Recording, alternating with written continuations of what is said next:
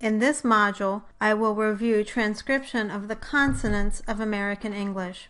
You should be familiar with the basics of the consonants from Module 1. I will introduce the distinctive features of the consonants, some allophones or contextual variations of the consonants, and go over how to identify the consonants of English from the mid-sagittal section figures.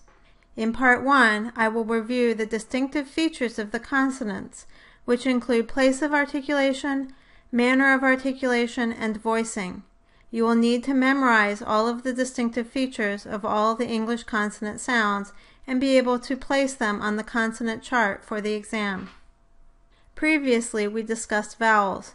All of the vowels are produced similarly to one another in that they are all produced using phonation as the sound source and with relatively little restriction of airflow. The frequencies of the sound source are then modified by vocal tract resonances associated with the position of the lips and the articulators. Vowels are not found in the onset or coda of the syllable. They're only found in the nucleus, and there is only one vowel per syllable. Occasionally, a consonant can make up the syllable nucleus. Such consonants are called syllabic consonants, and we will discuss them later in this module. Unlike vowels, consonants are produced in several different ways, or with several different manners of articulation. All consonants are produced with greater restriction of airflow than the vowel sounds, but that restriction goes from minimally different from that of the vowel sounds to complete stoppage of the airflow.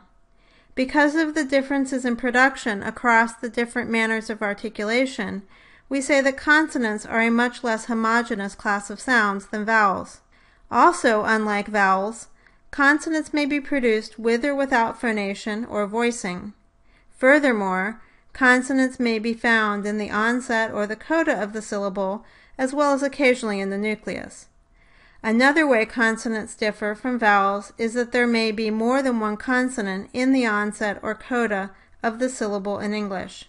When there is more than one consonant in the onset or the coda of the syllable, we call this a consonant cluster. Because consonants can occur in different locations in the syllable, we need some terms to describe where they occur in the syllable. Prevocalic consonants are those that occur before a vowel in the syllable. Postvocalic consonants, on the other hand, are those that occur following a vowel in the syllable. For example, the f sound in the word fit precedes the vowel in the syllable, so it is a prevocalic consonant. On the other hand, the f sound in the word if follows the vowel in the syllable, so it is a postvocalic consonant.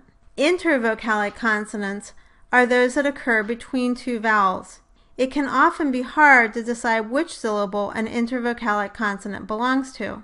For example, the f sound in the word iffy follows the vowel in the first syllable and precedes the vowel in the second syllable, so it is an intervocalic consonant, and you might have trouble deciding whether it belongs to the first syllable or the second. Listen, iffy. A couple of loose rules for where the intervocalic consonants belong in the syllable are that intervocalic consonants tend to belong to the coda of a preceding stressed syllable if the phonological rules of the language allow that sequence of phonemes. But a competing constraint is that intervocalic consonants will tend to belong to a following syllable if that syllable does not have a consonant in its onset. These two constraints are in conflict in the word iffy, which is part of why it's hard to decide which syllable the f sound belongs to.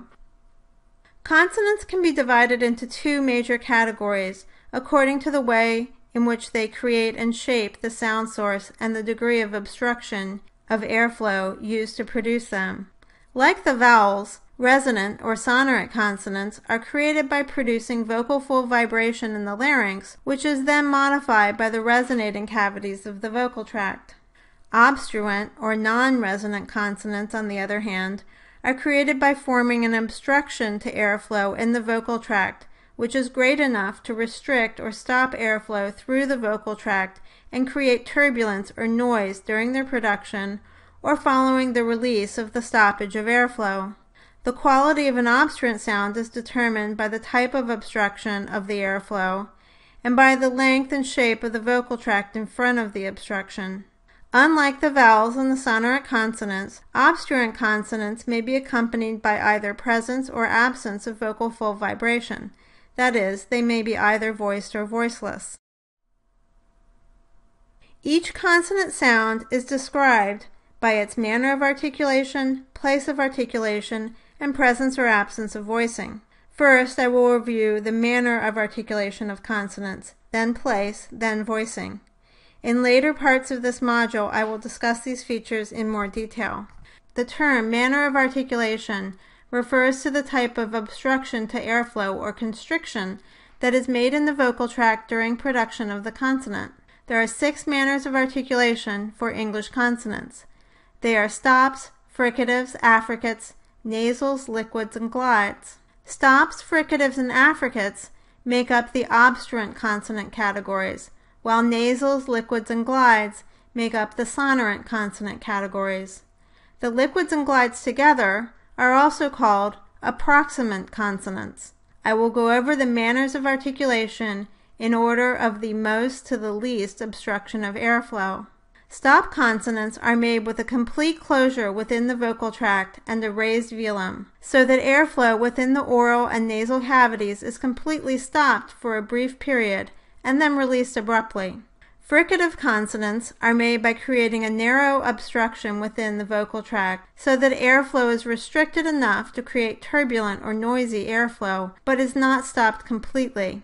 Affricate consonants are made by combining the properties of stop and fricative consonants. First, airflow is stopped completely, and then it is released gradually, so that turbulent, fricative-like airflow is created during the release of the obstruction.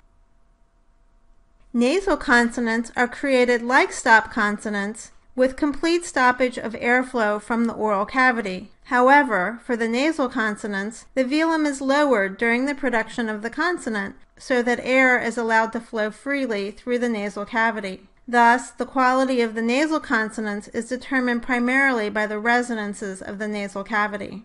The liquid consonants in English are the l sound, like in like, and the sound, like in rob. Both are created by making significant obstruction to airflow within the oral cavity, but air is allowed to flow around the obstruction so that turbulent airflow is not created. Finally, the glide consonants are produced the most like vowels. In fact, another name for the glide consonants is the term semivowel. In English, the glides are the y and w sounds, like in yard and web, and they are both created much like a high vowel, but with a slightly more extreme tongue position. Also, glides cannot be sustained. In other words, they are made by gliding the tongue from one articulatory position to another.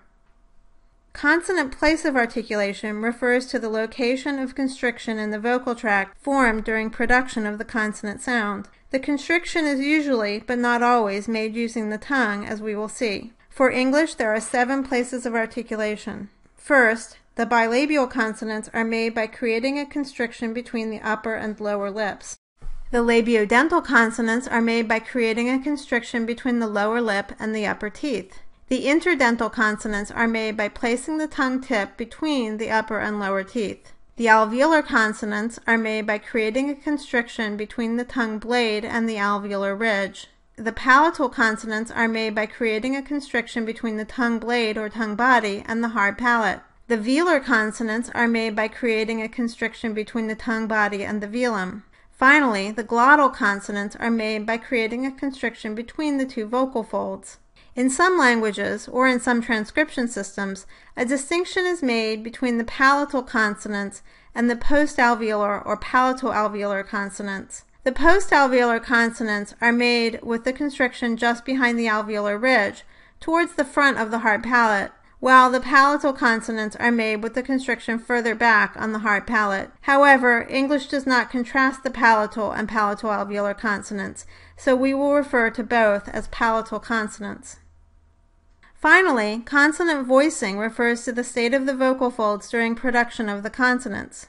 If the vocal folds are in the abducted or open position during production of the consonants, so that vocal fold vibration is not possible, the consonant is categorized as voiceless.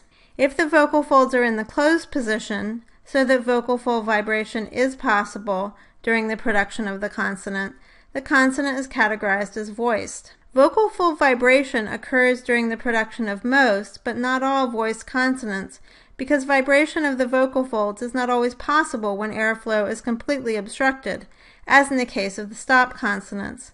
Therefore, for voiced stop consonants, vocal fold vibration often does not begin until right after the release of the obstruction. Consonants that differ only in the category of voicing are called cognates. For example, the sounds p as in pot and b as in boy are both bilabial stop consonants and differ only in the category of voicing. So therefore, these two phonemes are cognates. This is the end of Part 1